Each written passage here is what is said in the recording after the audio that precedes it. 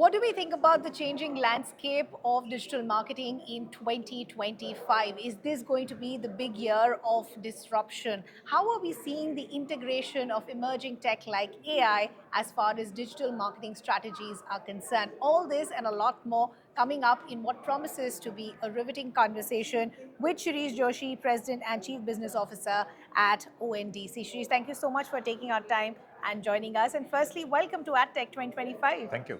So, we're all having conversations parallelly about, the changing landscape, how are marketers changing their strategies, what are the changing needs of the consumer. So I just want to get an overview from you first. Are you seeing massive disruption take place as we speak?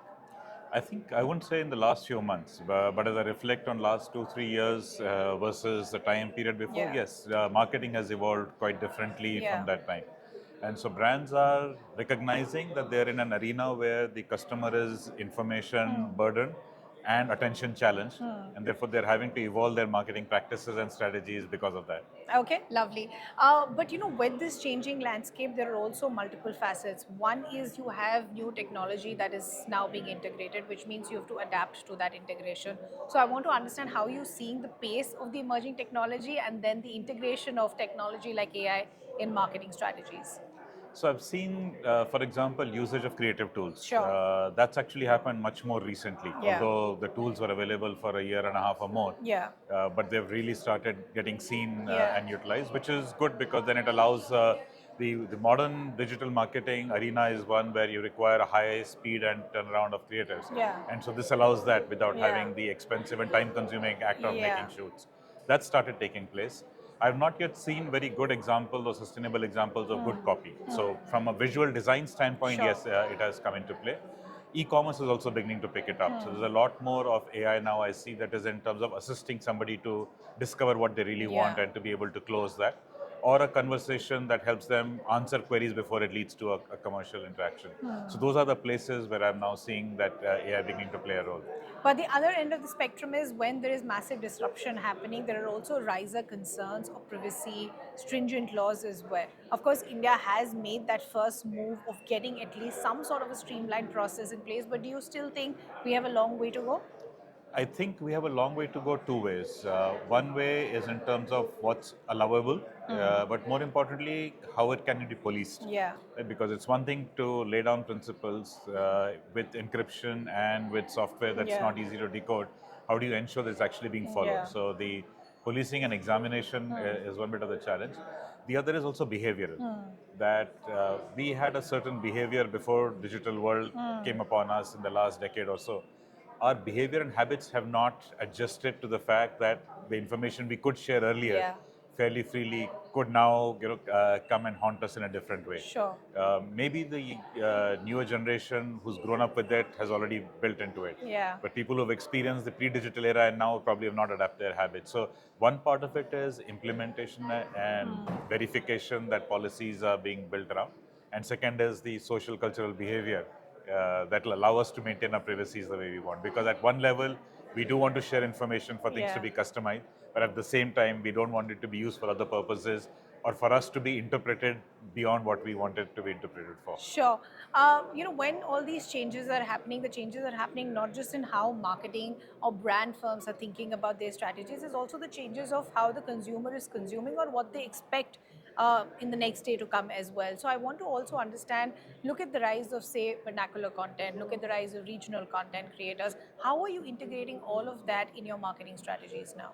So, in our case, it's more a case of since we're enabling commerce at Commerce, scale. yeah. Therefore, for us, it's more to ensure that regardless of whether you're a buyer or a seller, you're able to conduct that transaction in a language of your choice. So, let's say there's a Bengali shopper in Kolkata buying something from a Kannada seller in Bangalore. Sure.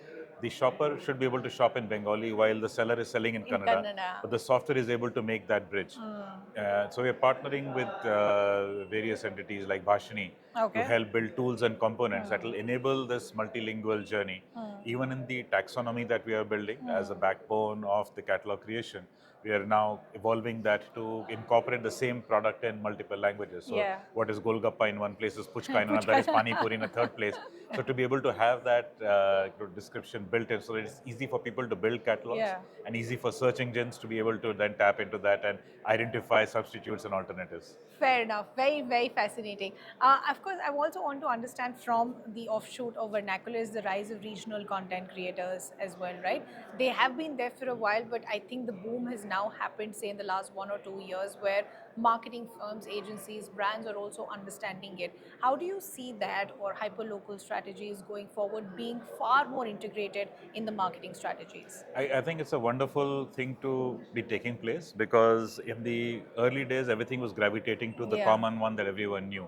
But now, because tools are available, editing video is no big deal. You Yeah. can do it off your phone.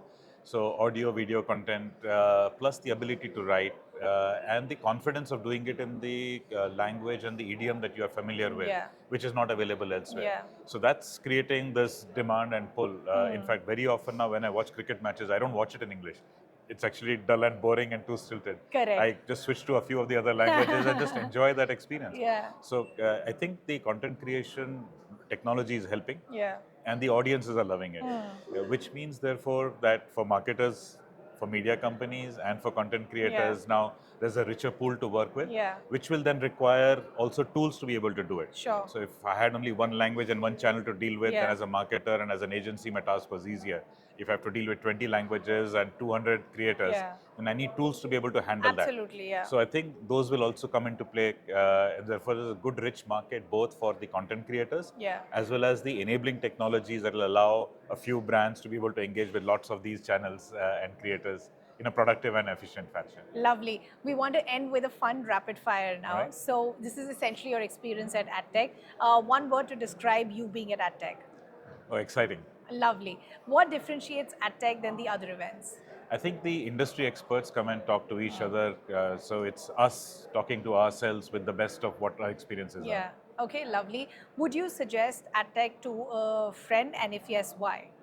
I would, because I think the topics here are cutting edge. Yeah. The people who speak are at the leading edge of those topics. So I think anything that is emerging, this is the place to learn about and get more familiar with it. Lovely. Shirish, this has been a pleasure. Thank you so Thank much you. for taking out the time and joining us. Thank you.